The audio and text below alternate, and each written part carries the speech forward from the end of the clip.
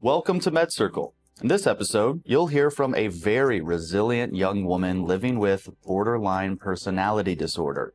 Sammy Grimm lived through what she calls a chaotic childhood, riddled with its own set of challenges in school, family, and mental health. Sammy, I am so thrilled that you're here. Oh my gosh. And so excited that you're here. Because I watched you on YouTube, and you're very likable. Thank you.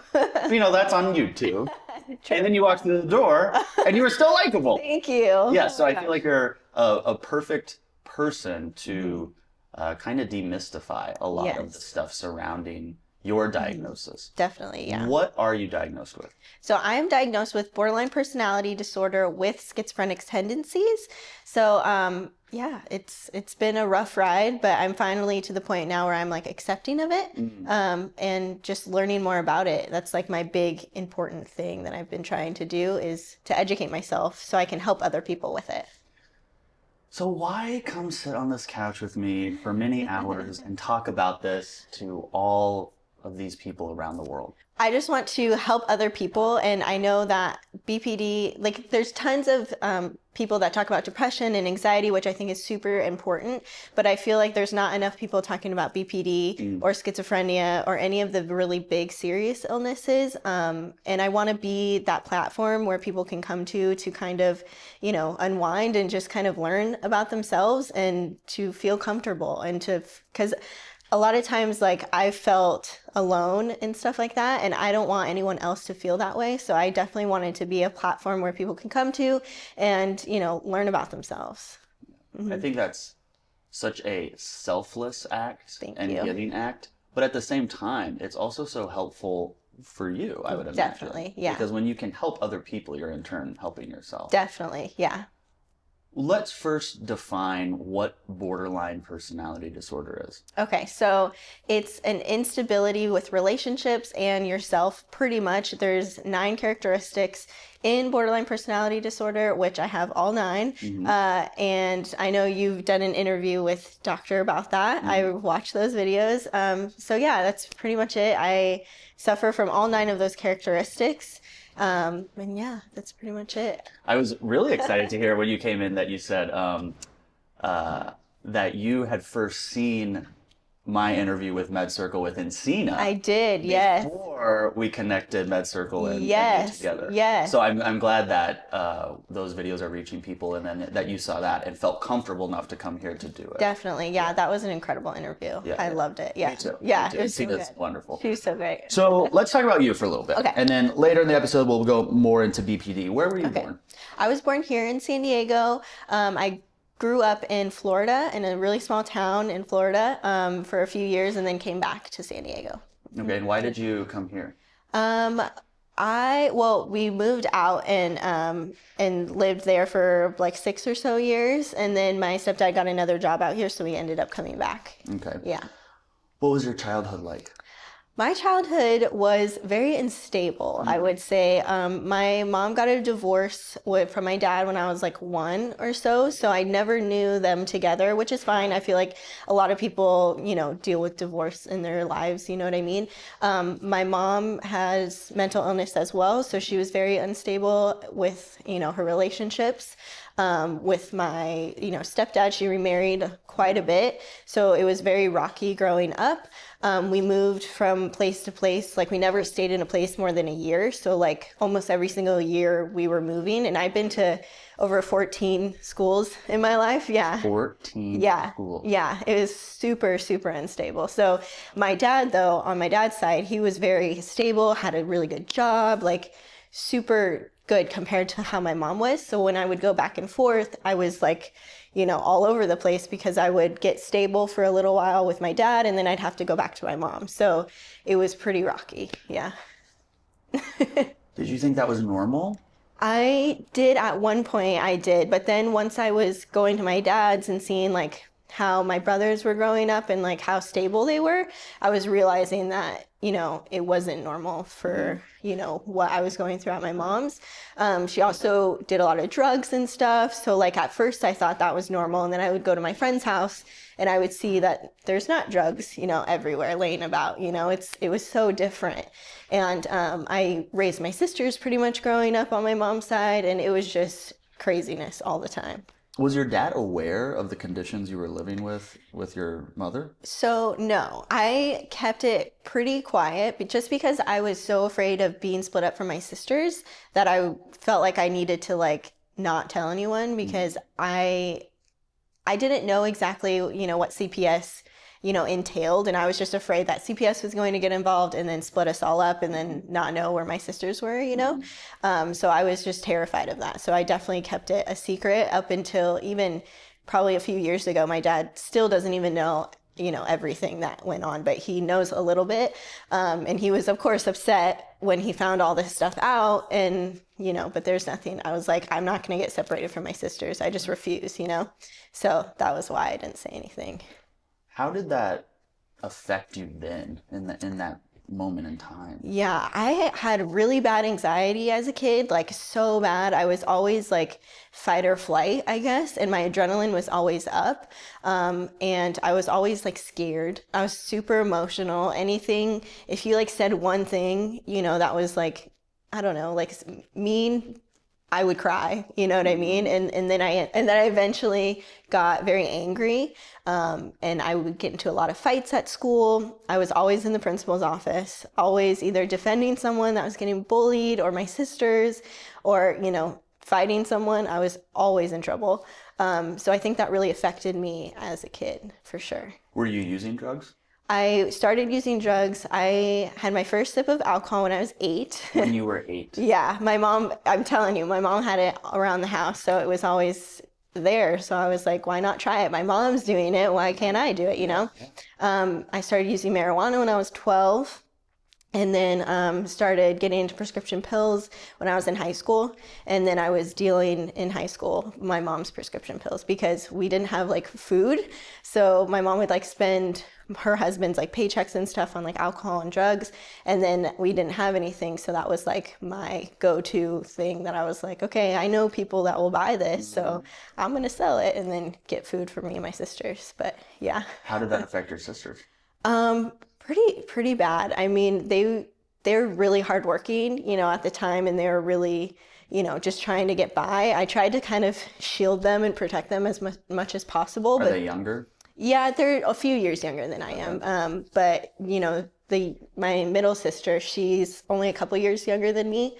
So we kind of both were like, once she got old enough, we were both kind of taking care of the younger one.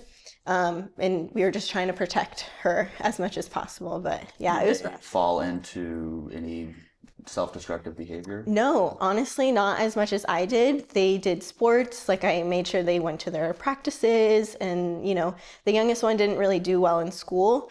But otherwise they didn't do drugs. They didn't drink. Like they weren't like partiers like I was. Mm-hmm. But yeah, so they did a lot better growing up, I think. You were kind of like a mother to them, it sounds like. Yes, yeah. Is your mother still alive? Mm-hmm.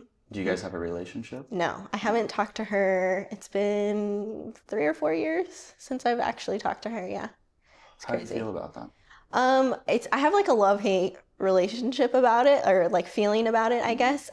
Just because she's so toxic that like you have to get that toxicity out of your life. I feel like it doesn't matter who it is. It could be family members or not.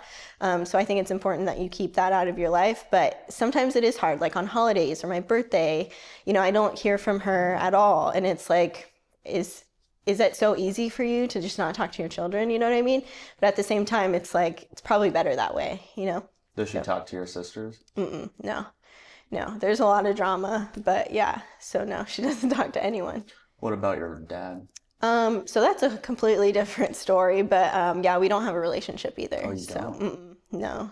He texted me on my birthday, but that's pretty much it. Yeah, we don't really have a relationship. And what happened with that? Well, my stepmom and I just don't get along. It's a long story, but that's pretty much it. And we just have unstable relationship. And I think half of it has to do with my instability with BPD. And I think now that I'm older and I can reflect on some of the things that have happened, I think I'm to blame for some things. But at the same time, I think as an adult and as a parent, like there's things that they could have done differently.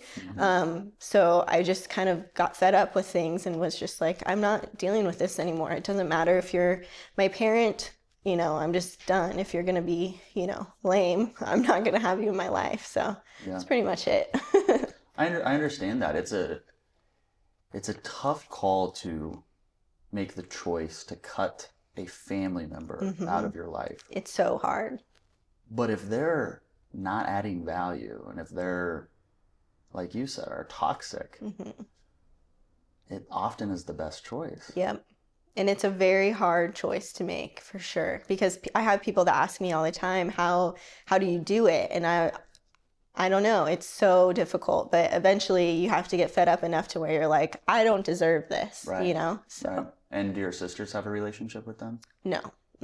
What about you and your sisters? Yeah, we talk all the time. Yeah. So they are in Florida right now with my youngest sister's dad. So they all live together out there. But yeah, they're doing really well.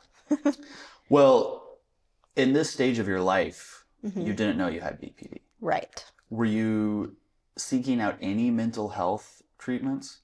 I didn't start seeking out any treatment until I was 19, when I finally knew that, like, I knew there was something going on, because How did you know that, though? I was so angry, and I was in a really toxic relationship, and I would go from 0 to 100 and go from totally fine to a rage within an hour. You know what I mean? Like I would be really crazy at one point and then be fine within the next 15 minutes. So it was super unstable, and I knew something's off. I'm punching holes in walls, I'm breaking doors, I'm, you know, rage all the time. So you didn't think, oh, well, it's because I'm dating this guy who's really toxic. Yeah, I didn't. You knew it was something deeper than that. Yeah, definitely. That's really powerful. Yeah. Because as people, we look for reasons, right? I'm angry because I'm in traffic. I'm sad because this person called me this name or whatever. Right.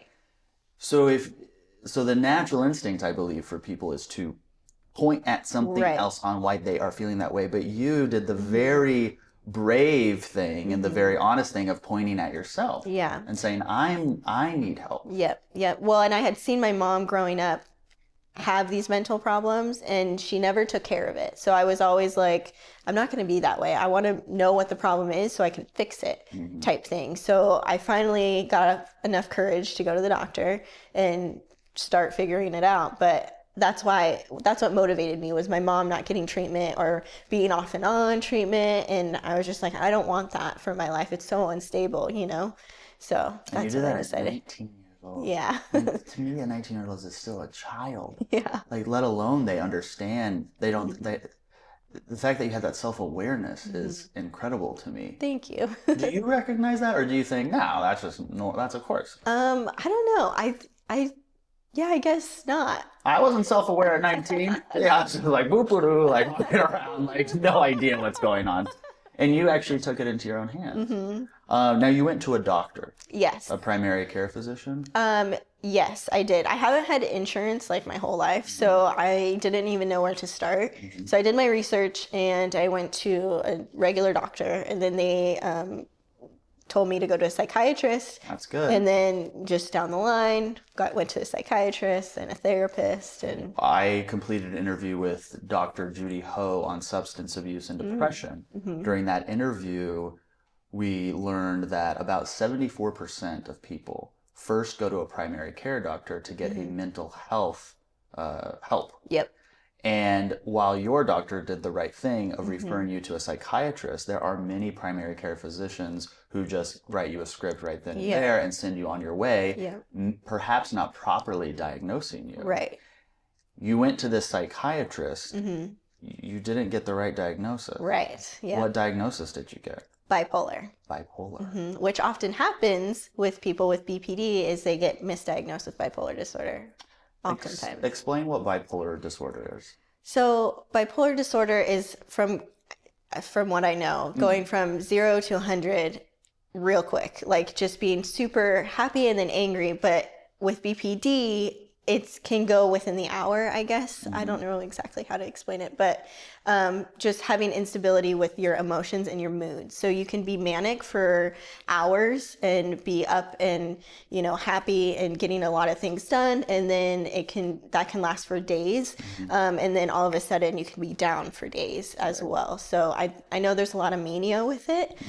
So that's what they thought I was having with like me going in a rage and everything. They thought I was just being manic, which was not the case.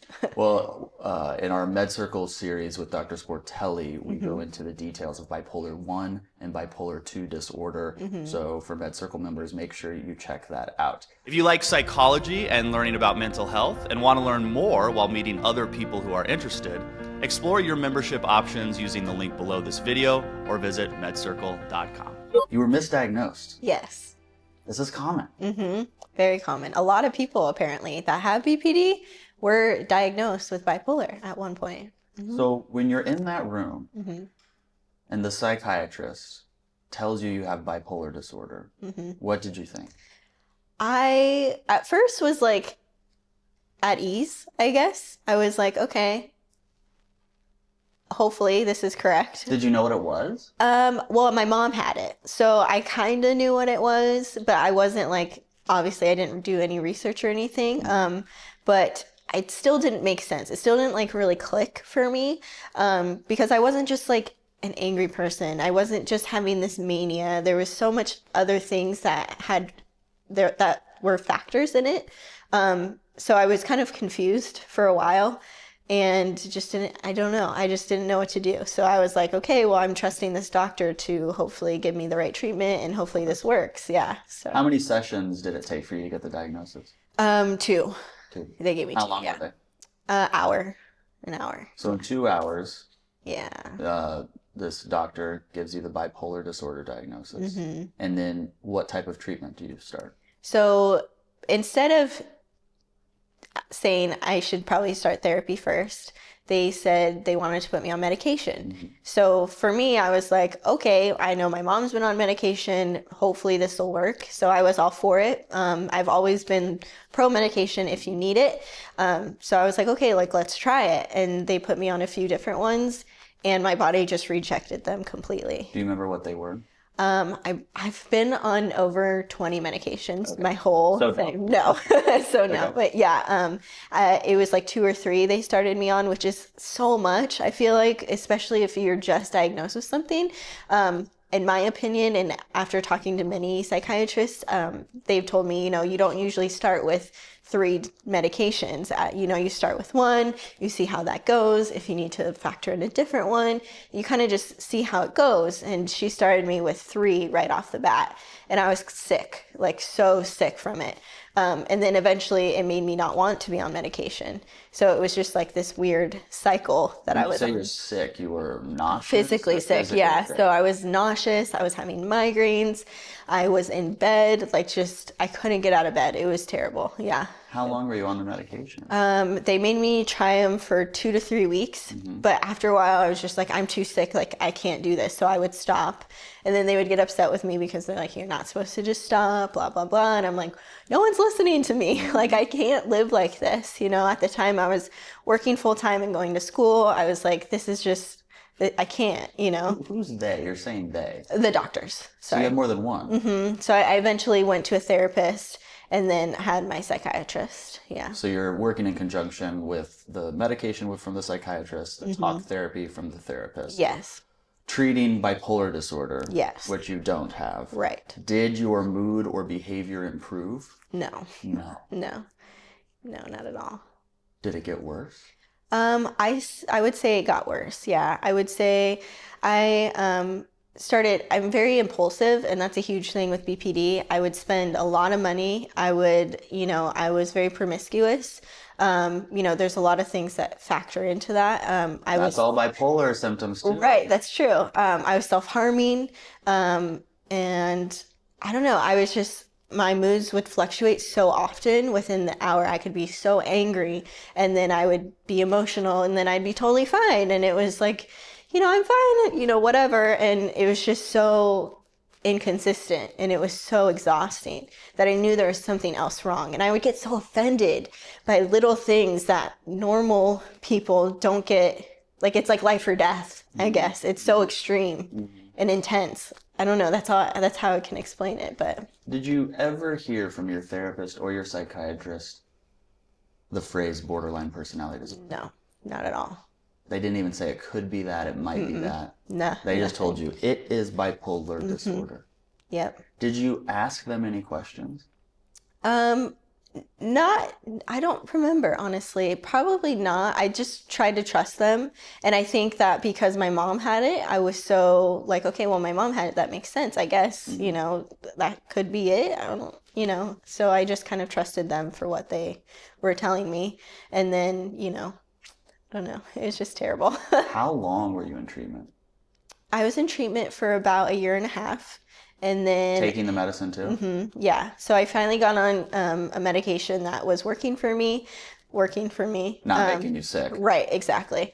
I was still dealing with symptoms, and I was just very inconsistent with things that I was doing.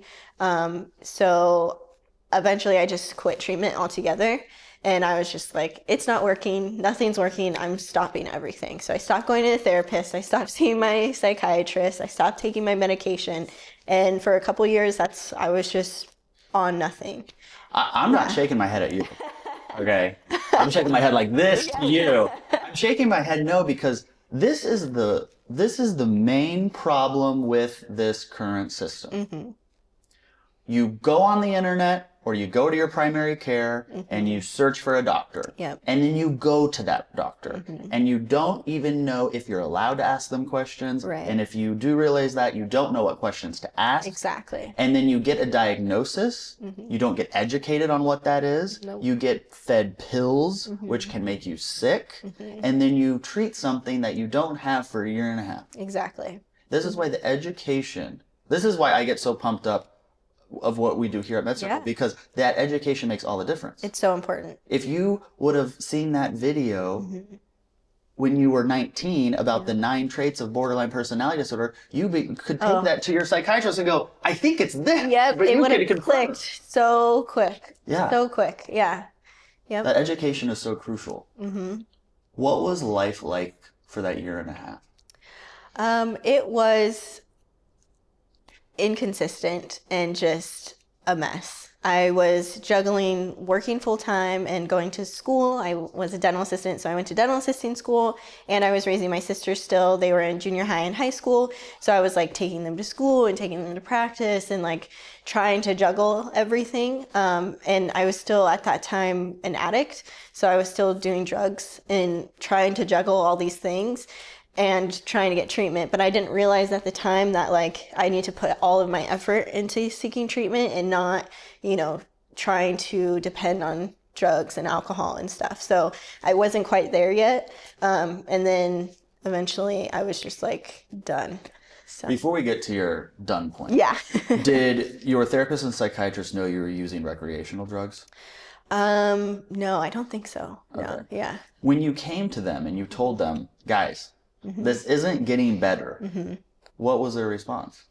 They just said, you have to continue to take your medication. You have to continue to go to therapy. That was the answer that they gave me. Yeah. And it was just, and I was so angry because I was just like, do you even know what you're talking about? You know what I mean? Like, do you even know what you're doing? Because it doesn't seem that way, because I'm not getting better.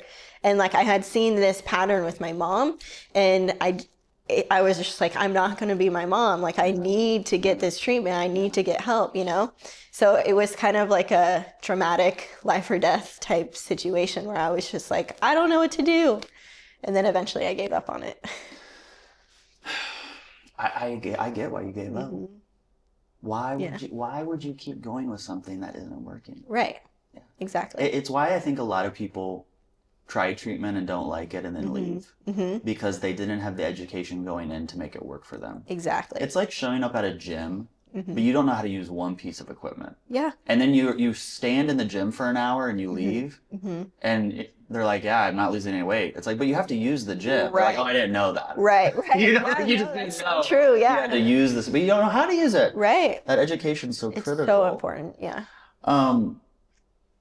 I'm just still so stunned that these psychiatrists and therapists didn't try something new, Right, exactly. or consider the possibility that the diagnosis was It was wrong. wrong, right. Yeah. It was so baffling. And that's when I knew. I was like, there has to be something else. It has to be something more than just bipolar. It doesn't make sense. I don't know if it's intuition or self-awareness. There's probably a better word for it.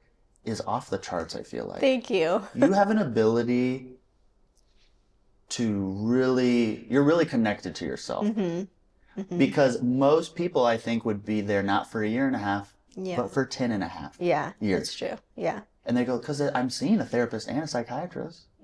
They know more than me. Right. But you know yourself well enough to know that you're not well enough. Right. And you need to get better. Right. Yeah, no, I knew there's something else. Now, look, this does not mean there are all psychiatrists and therapists are bad. We're not saying that. There are good therapists and good psychiatrists. Part of the patient's job is to find the one that works right for you. Yep. Yeah, it's kind of like dating. It's so true. You have to interview your psychiatrist and therapist before you choose one. Yes. Like you have to. They're interviewing you, trying to get all this stuff, but you have to do the same with them, That's you know? right. So that's what I try and tell people all the time is like, if you feel that you're not working well with a psychiatrist, then you need to find a different one. And it's like trial and error, you know what I mean? Like you gotta work it out. It's not a one-time thing. I feel like people just feel like they're going to go to the doctor and they're going to get medication. They're going to, get help right away. And sometimes, unfortunately, that's not what happens. You have to really figure out who works best for you. And like you said, it's like dating. You have to find someone that works best with you. Yeah. And every single doctor I've interviewed at MedCircle says, if I have a new patient who comes and starts interviewing me, even on the phone before we've met, they get excited. Yeah. Because they go, oh, this person's really doing it. And They're it's taking it committed. seriously. Yeah. You're not going to offend them. Right. They're not going to be angry about it. Right. And if they are, they were the wrong therapist anyway. Exactly. Right. Let's talk about the point, that year and a half point. What happened where you go, you know what, this can't be right? I was to the point where my addiction was like really high, and I knew something was off with that, and everything just clicked, and I was like, what am I doing? I'm about to, get into my career, which was dental assisting at the time. I was still raising my sisters, and I was like, what am I doing? I need to I got clean, quick. How'd you do that? It was just like cold turkey. For me, it was really easy. I went to NA meetings and I really had that support. I had a sponsor. I don't know. For me, it was easy because I was seeing my mom. I was such a hypocrite at the time because I was like, oh, my mom sucks. Like she's doing all these drugs and she's such a terrible person. But at the same time, I was doing the same thing in a sense. Although I was productive and I was, trying to further my life, I was still in that almost same state, I guess. And then it finally just clicked for me that like I need to stop messing around, I guess. And then so I got clean, and then for a few months I was starting to get back in the sense where I was like, something's not right again. Like I need to really focus on committing and getting healthy, and not only physically but mentally as well. So And then what was your next step? So I waited a few months, and then eventually I went back to the doctor and found a different psychiatrist because I didn't like them. Obviously, I was like, I'm not going back to them. They obviously didn't know what they were talking about. Went to a new psychiatrist, told her my backstory. I was diagnosed with bipolar. I feel like it's not accurate. And unfortunately, she said that it was, and we tried new medication again, just different medication from what I was already, prescribed before. And then, still I was struggling and not feeling like anything was working. So it was off and on, and it was such a pattern for me. So I went back, did like a year of treatment, and then again stopped because I was so frustrated. It was a pattern of like every other year, this is what I was doing. Did she mention it could be borderline personality disorder? Mm-mm. So you'd still never even heard this term yet? Nope, right. At that point, aren't you thinking, well, I probably do have bipolar disorder? Yeah. I mean, I was like, there's doctors. something up. Yeah. So I was accepting of it a little bit more until I was finally like, I don't know. I felt like I was getting better. So then I would stop taking medication. I don't know. I would like get into my head and be like, try and be as, successful as possible and like determined to get my work done and get all this stuff done. And I would do really well for a while. And I don't necessarily think that was the medication. I think it was just me like really, really pushing myself and ignoring everything that was happening around me, I guess. Like I was still having outbursts and issues, and now I look back and I was really in a bad state, but I was just trying my hardest just to get through it.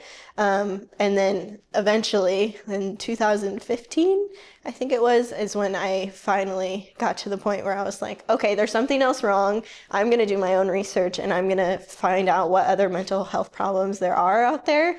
And I'm going to figure out what I have myself, because obviously no one else is knowing what they're talking about, so. And you did that. I did, yes. And you just went online and said, yeah. What's not bipolar disorder? Exactly. Yeah. Well, I put in all my symptoms, and then I started seeing all this borderline personality disorder stuff. And I was like, what even is that, And then in 2015, I went back to the doctor, and I was like, I think I have borderline personality disorder. And then that's when they told me, yeah, you do.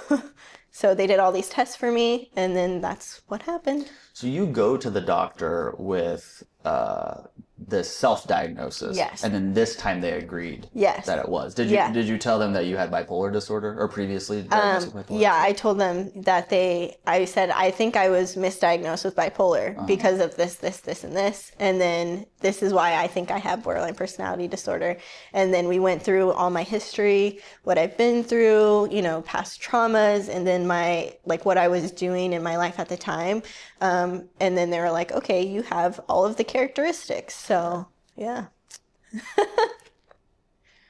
To be treated for a disorder you don't have, while at the same time a disorder you do have goes untreated, what one word would you use to describe how that feels?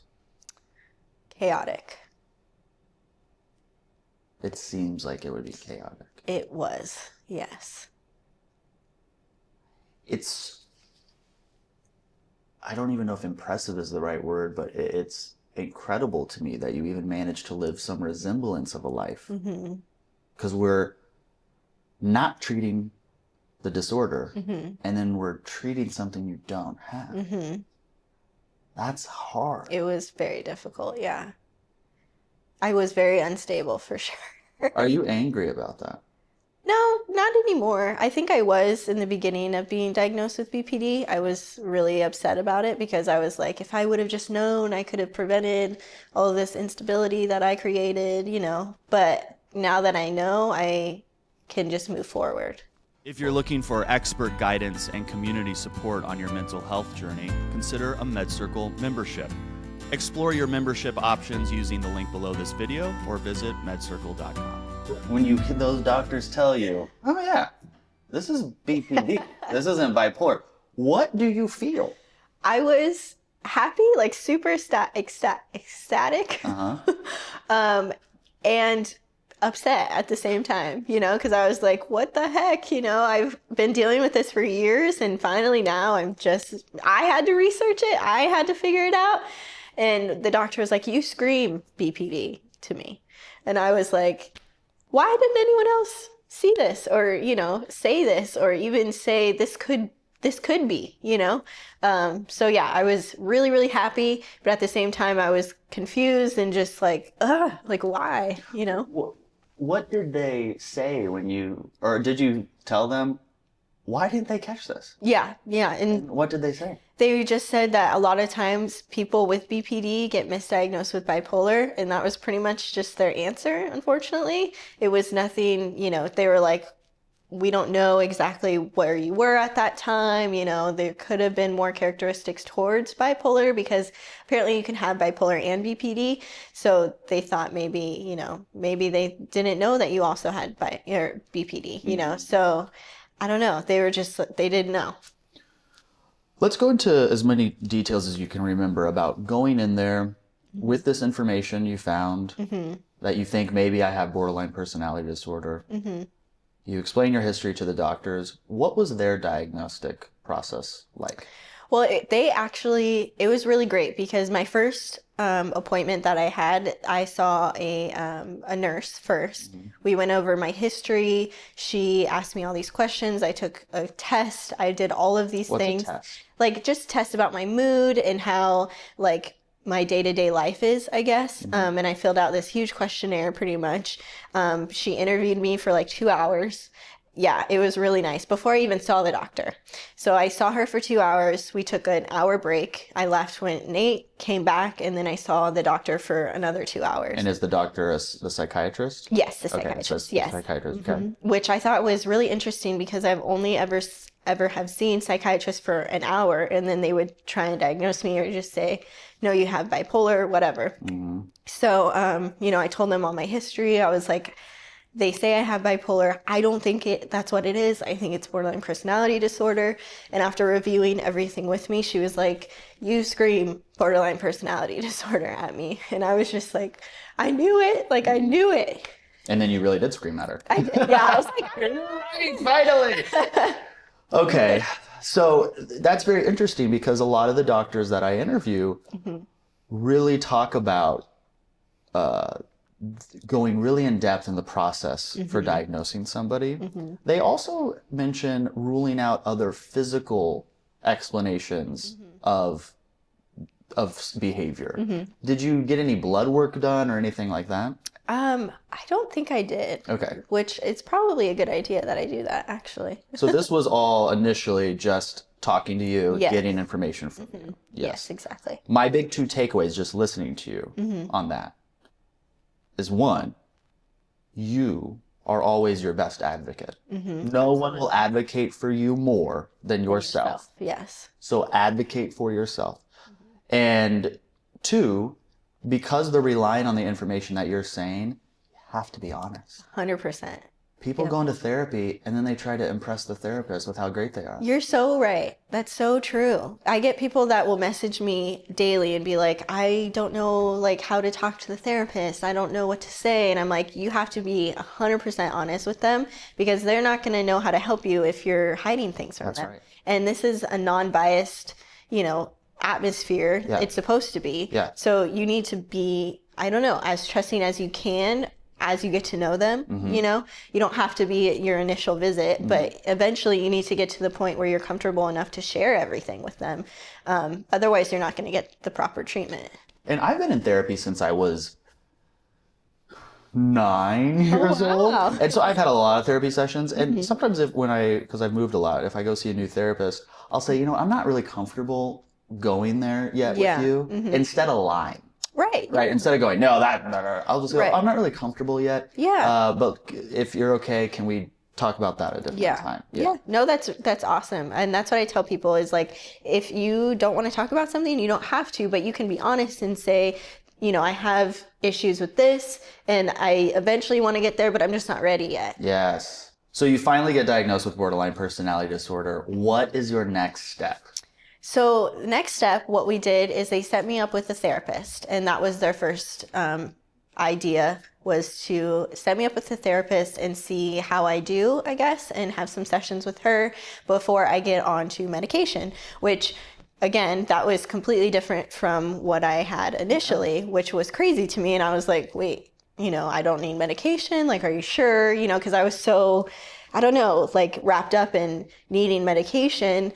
So I was like, okay, like we'll try it. And then eventually they were like, okay, you should probably get on some medication, an antipsychotic. So I've been on that for a while and it's been helping. And yeah, a mood stabilizer as well. And that's pretty much it. And along with the therapy, and they're working in conjunction with each other. So. How do you feel, this is a hard question to answer, how do you feel the therapy and the medication help you? If you had to give them in a percentage of their value to you, how would you divide them up? I would say, this is a hard question. Let's see. I think therapy is so important. I think almost everyone should go to therapy regardless. Right. Exactly. Yeah. Agreed. So yeah. I would say, I don't know. Maybe 50-50 because I think they're both equally important. Yeah. At the first episode, you mentioned that you have borderline personality disorder with Schizophrenic tendencies. schizophrenic tendencies. When did the schizophrenic tendencies get diagnosed? Just the beginning of this year, actually. Yeah. The beginning of this year was 72 hours ago. Or, I mean, of last year, I guess. Hey, yo, Forget that. we are really just fresh out of the doctor's office. Yeah. No. Okay. The beginning of last year, so 2018. Okay, 2018. Yeah. Okay, so we're going to get to that. I want people to know that. Yeah. You start to go to therapy. You get on the medication. How does your life change? I thought was going to be for the better at first. We're getting into 2017 at this point. So at first I was like super excited because I was like, I finally have a diagnosis. Yes, and then it kind of started to hit me that this is a very kind of serious diagnosis. And now that I know about it, I was like really researching and, really getting into the internet with this. And then I was reading what other people thought about people with BPD, which is... Gotta be careful with that. Yeah, exactly. Gotta be careful with that. So it's so stigmatized, and I don't know, it kind of threw me for a loop, I guess you could say. And I got really, really, really depressed, and to the point where I was in bed for 8 months and I couldn't work. I've had a really bad unstable time with working. So every year or so I would leave my job and find a new job. And I would have really bad relationships with the doctors I was working with. So I was a registered dental assistant for 7 years. And every year I was in a new office because I was so unstable with it, I guess. And my relationships with doctors and my coworkers was terrible. So I was always trying to find a better place when really I was the problem as well, and I didn't realize that. So 2017 happened. I quit my job, and I was just in bed, and I don't know exactly why, but I was just down, I guess. And I think a lot of it had to do with me realizing what the diagnosis is and just trying to like cope with that, I guess. But it was very interesting. 8 months, I was down. You say you don't really know the reason why, but you think it's because you were coping with your new diagnosis. Can't that just be the reason why? Yeah, I guess that's true. Yeah. I'm not a therapist. Yeah. It's true. You go, yeah, you're definitely not. I'd be the therapist who's like, yeah, you probably have bipolar disorder. I don't know.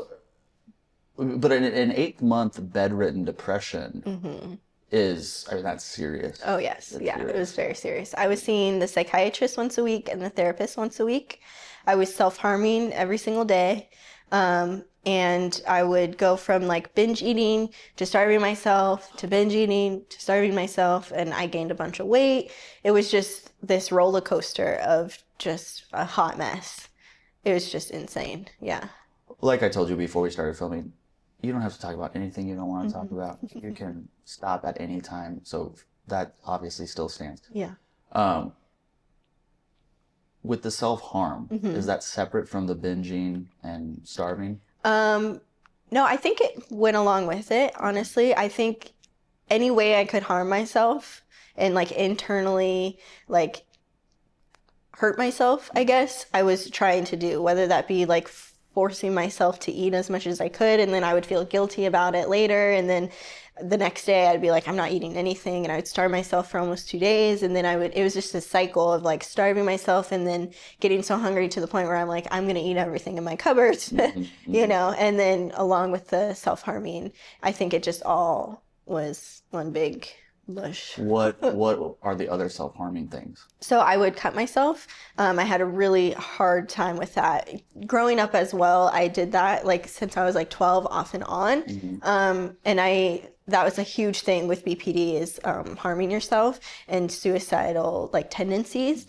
I've never been suicidal to the point where like I'm going to commit, and really go through with it. But it's just been self-harming to the point where it's just like, try not to feel numb, I guess it is. So yeah, that's... Who was there for you during this? My boyfriend, yeah. So I don't really have much family, you know, as we talked about earlier. My sisters live in Florida, so I don't really have anyone here. But my boyfriend was there for me through it all. He took care of me pretty much. He would make sure I got up in the morning. We would go on walks together. He would like make sure I went outside. He would cook me food, make me drink water, which is like so important, you know, gotta eat. So he like really was like my rock during that time and really like forced me to get outside and really try. Like we would go to the park and like I'm a writer, so I would just write, and I'm in the middle of publishing my poetry book, so he would like make sure I was, you know, working on that and trying to like, even though I was in such a dark place, he was trying to make me productive, you know, without pushing too much on me, I guess. So Is there a poem that you wrote during this time about this time? yeah, I have quite a few. Yeah. If we find it, would you read it? Yeah, I mean, no, actually. No, that's okay. Yeah. Eventually, though, I'm going to publish it, so it will be out there. Everyone But else can. yes, I think exactly. that's really powerful for people to see how that manifests in a poem. Yeah. I think a lot of people watching this think, well, this is not how the story is supposed to turn out. She gets the right diagnosis, and then she goes into the worst mental health period of her life. And the conclusion is because you're coming to terms with the BP. This is actually what it is. With the bipolar disorder, you go, that's not me. Deep down, I knew it wasn't me. Exactly. You're like, oh my God, this is what it is. And then you go on the internet and you see people go, well, I can't date anybody like that. They're untreatable, all this nonsense that we see on the internet. Right, exactly. And then you feel that's me now. Exactly. And so really, it was the depression that gave you the worst mental health year of your life. Yep. Not the BPD that had given you plenty of bad years previously. Yep. Did you treat the depression? Yeah, so I was going to therapy every week and really working on, you know, finding my triggers and what was triggering me to feel like this.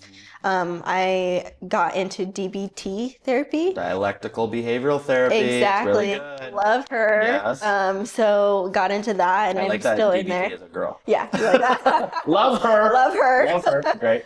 So I started doing that, and that really has helped me so much. Just learning how to communicate with people, learning how to react to certain things. It's just so powerful. It's crazy. And I've tried so many different types of therapy. This is the one that I really feel like has helped me so much. So. Did you try just cognitive behavioral therapy? Yes. Okay. Yeah. So they were thinking about, there's another one, I forget what it's called. It's EMDR. The rapid eye movement? Yes. Yeah. We were going to do that one. We tried a couple times, but I dissociated so much during it that we couldn't, you know, do it. It was just impossible for me. So let's get I feel like we just had a private conversation. We just use 100 acronyms. Dialectical behavioral therapy is something that MedCircle will be covering in future episodes and series. Cognitive behavioral therapy and cognitive distortions is covered in Dr. Sue Varma's series, so make sure you check that out. And the eye rapid movement type therapy, I'm totally botching the actual name of it, but that is covered with Dr. Arrett in our series of PTSD. These are all methods used to cope with past traumas, or at least the eye rapid movement one is. Did you find that during this therapy, you were having to really go back to your childhood and deal with all of that? And I think, yes, that's a great point. I was trying to come to terms with a lot of stuff that happened.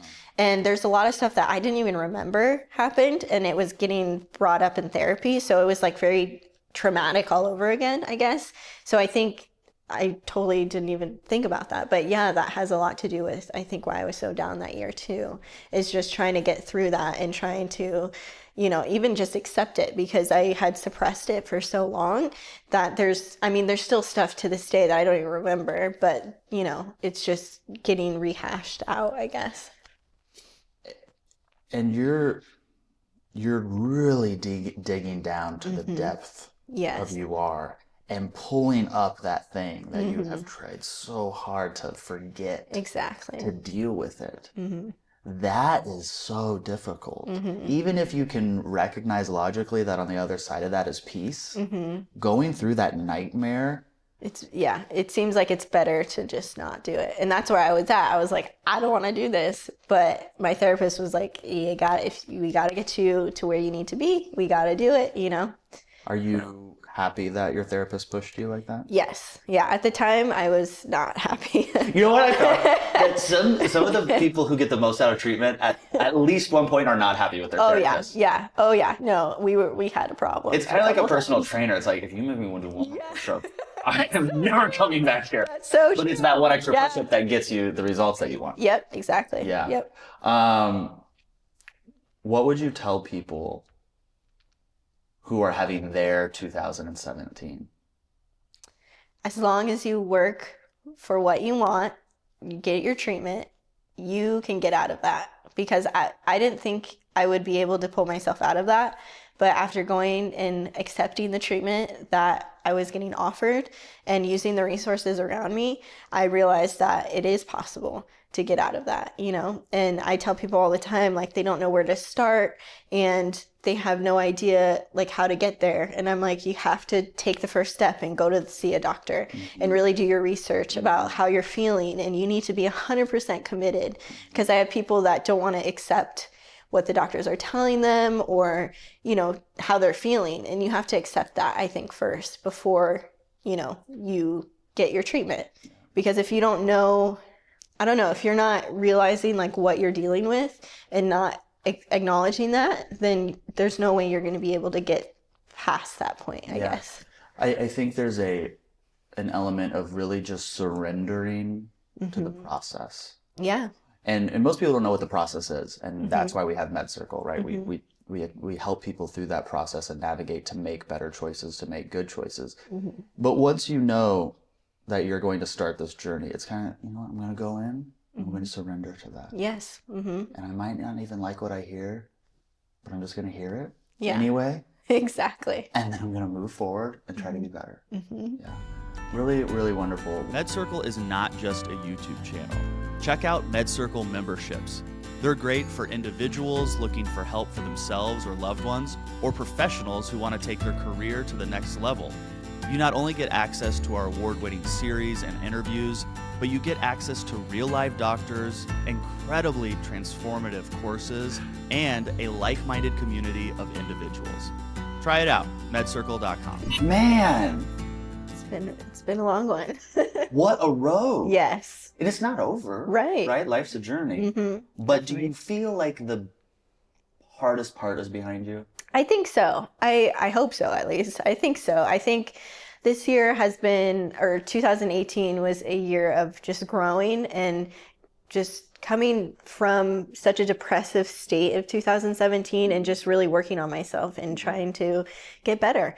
And I think it really has helped. Therapy has helped me so much. It's so crazy. You were saying during the break, off camera, dialectical behavioral therapy and your DBT workbook that you got on Amazon. Amazon, baby. Changed your life. It has. I mean, really that's has. pretty powerful. Yeah, it definitely has. Anyone dealing with this kind of, you know, diagnosis or any diagnosis, for that matter, therapy helps so much. It changed my life. I mean, it's crazy. It's so insane. I say therapy helps people even if you don't have a diagnosis. Exactly. It's so true. You don't want to be better? Right. Exactly. Exactly. It's even just having an unbiased opinion, just talking to someone, it's so important, I feel like. So today, what does your current treatment program look like?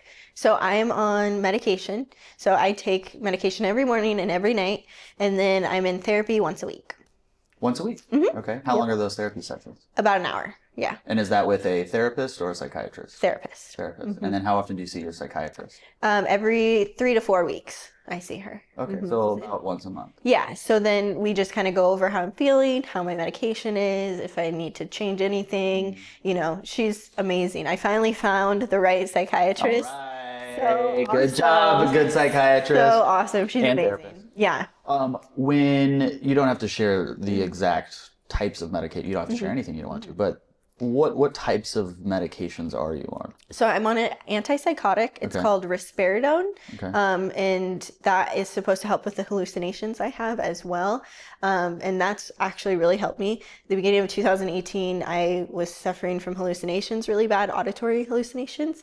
And that kind of threw me for a loop. So we needed to find something that was going to help block that. And that's definitely helped. And then I'm on a mood stabilizer called Lamictal. And then I'm on an anxiety medication as well. So an anti-anxiety medication. Yes, yeah, anti-anxiety. I don't think they even make anxiety medication. I don't think you want that. They probably wouldn't do very well. The psychotic medication, the antipsychotic medication. When did you start having those auditory hallucinations? Well, the past few years, I've kind of had them off and on, but What is that like? Terrifying at But first. So I'll explain. Okay. So I will have it to where I will have voices narrating my day. So narrating my day-to-day things that I'll be doing. So if I'm at work, if I'm checking out a guest or something and I'm, putting a product in the bag or something, they'll narrate that and be like, oh, you're putting this in. It sounds so crazy, I guess. Or they'll narrate my day, or they'll talk about someone that I'm having a conversation with. If I'm triggered easily or like upset, they come out a lot more. But the medication really has helped with that for sure. Have you had any of those during our conversation today? A little bit, but not too intense. So. And what did the voices or voice say? Like I was nervous at first, so just like commenting on how nervous I am and that it's gonna be fine. A lot of times I've talked to my therapist about this. They get defensive, I guess, for me, which is kind of strange. I don't know. I still don't really understand it, honestly. But yeah, just like narrating what they're on your stuff. side. Yeah, exactly. I feel like most people, when they hear that people hear voices, they assume they're bad. Bad, yeah. And there are bad. Yeah, for sure. But that's more if I'm triggered and sad or angry, or like I get voices that'll like encourage me to like self-harm or something. But instead of like acting on those like I used to, I will distract myself and do something proactive, go work out, or just try and figure something else out. Yeah, you're so good. Thank you. I get why people are inspired by you. Thank you. Yeah. And if I didn't, I might not even say it. I might go, no. Teach their own. I totally get it. You're so aware, you're so actionable, responsible, but vulnerable. Right? Which it's you have to be vulnerable as well in life. You can't just be like, wow. Right, exactly. Yeah. So you're in therapy, you're on medication. If you look at your life when you were incorrectly diagnosed with bipolar disorder and today with the correct treated diagnosis of borderline personality disorder, how do you compare those two? It's crazy. I would say like night and day, which is like such a cliche thing to say, I feel like, but it's not as chaotic, it's more of like I know it's wrong and now I can fix it type thing. I know it's wrong. I know what steps I can do to help myself. It's so much better. If you had to rank them on a scale from 1 to 10, 10 being the best you've ever been and 1 being the worst, where are you today? Today, I would say an 8 for sure. Pretty good. Yeah, it's pretty good. Definitely. Pretty good. It's really good. Yeah, I like that. If you averaged out the last 3 months, where would you have been? It's so funny because I can go from really good one day to really just crappy the other. So I would say like a 6. I've been a lot better the past few months than I have been in a really long time. What do you attribute that to? I don't know. Just trying to look at things in a more positive way. I don't know. I'm big with writing, so I've been writing a lot and being more, committed to doing that almost every day. So I think that has a lot to do. I think finding your passion is so important. I think everyone should find their passion. It is the number one goal. You say find your passion. I say find your purpose. Purpose, yeah. And those can be interchangeable. It is what you should be doing, period. Like, I don't care what else you got going on. figure that out. Exactly. Yeah, exactly. And I think taking my like career, what I want to do with like YouTube and writing, and I want to help people, and just taking that a lot more seriously and really like focusing on having like a game plan has really motivated me into not being in the deep hole. That's why I call it the hole, the pit of death of like what I've been in. So yeah, I get that. What is your support system like? It's amazing. So like I said before, I don't really have my family. I have my sisters, but they're in Florida. But I don't really focus on the negative with that. I have my boyfriend who's like my number one, like my rock. Who's here? Who is here? Brian is taking pictures of you right now. Tell me, brag on him a little bit. Okay. Yeah. So he's amazing. Yeah. He has helped me so much. I think I was attracted to him because he wants to help people as well. He, has dealt with like really severe acne. He has a YouTube channel that like really directs towards helping people with that, because a lot of times you don't really think of acne and suicide, but there's a lot of people that have dealt with that get depressed and can't come out of their house because of their acne. And he's really helped so many people with that, and it's so inspiring to me. Not only that, but like with fitness and people's fitness goals and whatnot. So yeah, I mean, he's very motivating. But he's not very fit though. Like, Brian, can you come on camera, Brian? Are you kind of? He's not very fit. He's just like this tiny little shrimpy, and he's vegan. Vegan. Okay, sit next to her for a little bit. Now you're not mic'd, so hopefully they can still hear you. But you can lean in there. Okay. What was that year like in 2017 when you were basically the reason she did anything back then? It was tough, man. Well, I've never dated anybody who has openly had mental illness, or at least known that they had mental illness, right? Because that seems like something that a lot of people don't admit that they have. So it was really difficult, man, because I just didn't know what to expect, and I was kind of just going with it. As she's kind of explained a little bit, I'm a very positive person, so anything that comes up and it's kind of difficult, I always feel like if you have a positive outlook on it, and you always think, we're going to get through this no matter what. You can always get through it. So I don't know. It was tough, but I was like, well, let's do it. Let's make it happen. Drink some water. Yeah.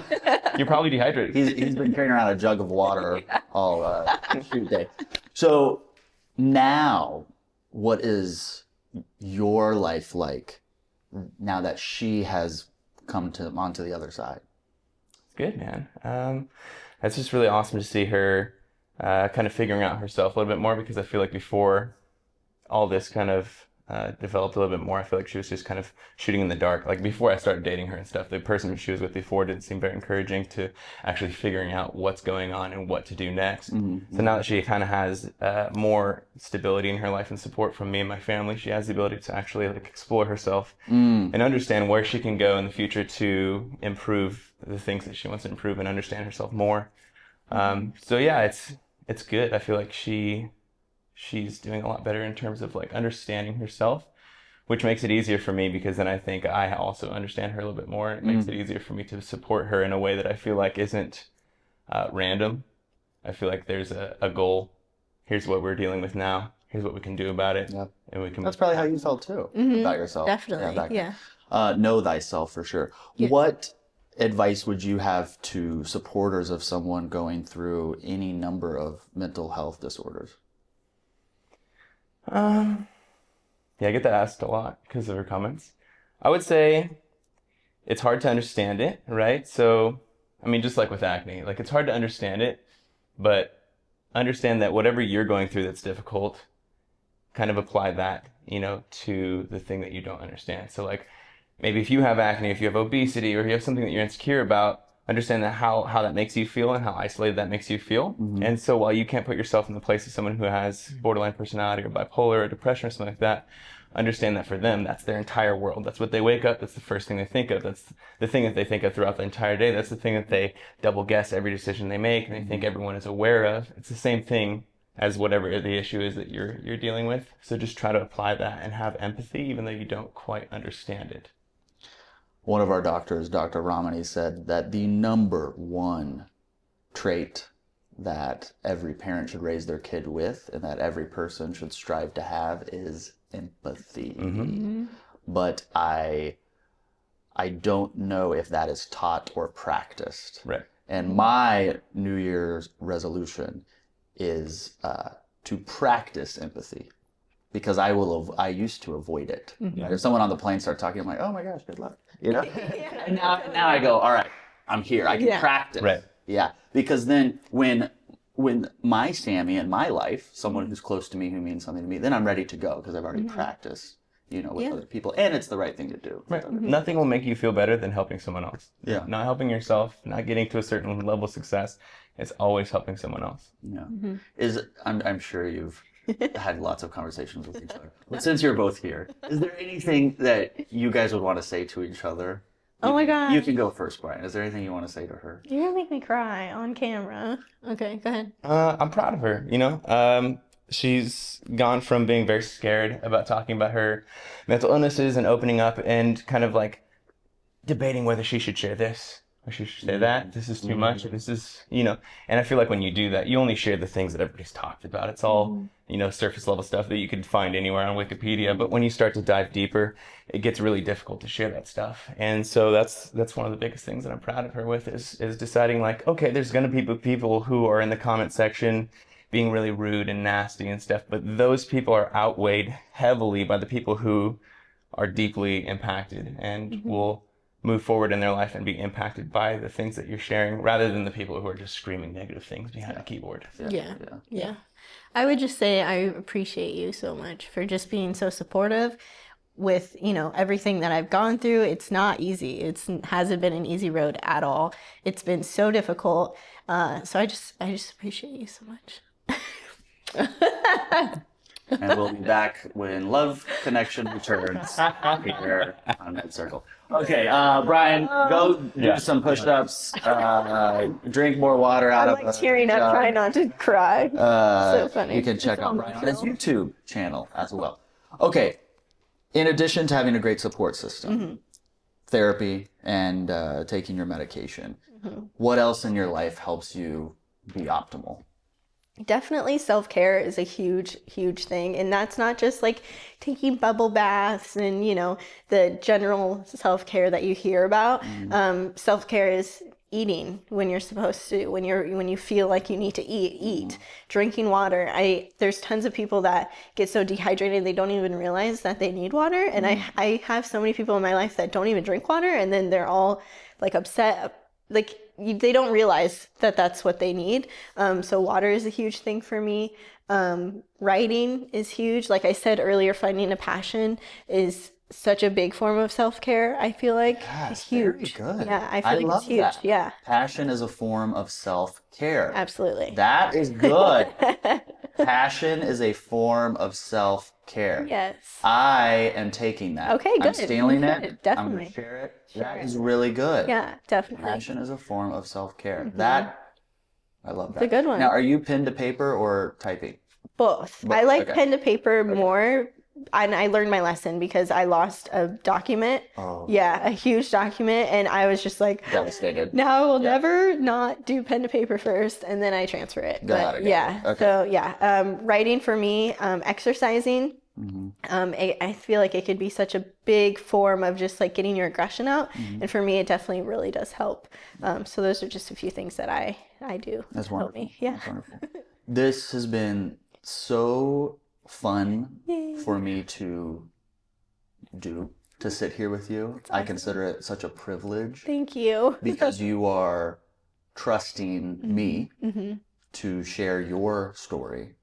You're trusting our team, and I thank them as well for delivering that story. Yes. And like Brian mentioned earlier, this can help an endless number of people. I hope and so. This will help an endless number of people. Yes. And that is such a great gift you've given. Thank you. Thank you for having me. Yeah. This was, once I saw a few of the episodes from MedCircle, I was like, I want to be interviewed by them one day. I want to work with them. And it happened. It's amazing. So I'm so grateful.